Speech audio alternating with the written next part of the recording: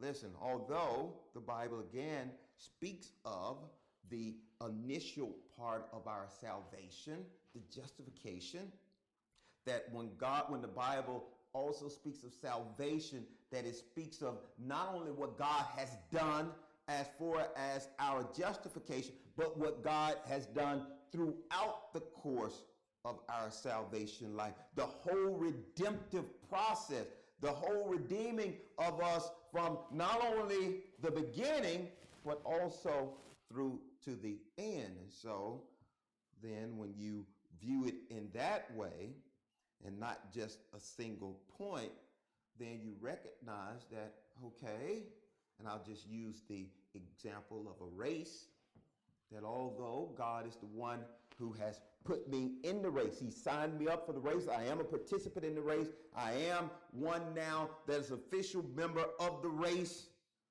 Okay, so he's done that, but it's also God who's going to give me the power to run the race.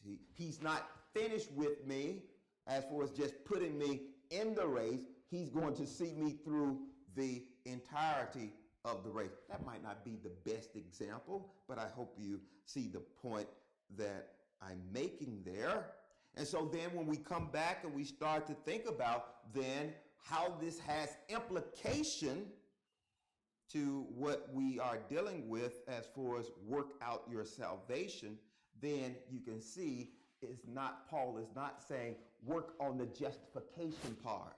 The justification part is already done. He's talking about now the race part of this, the continuing part, the sanctification part of your salvation. We got the justification part, but now the sanctification. We've talked before about progressive sanctification, right? So you can look at it in that way.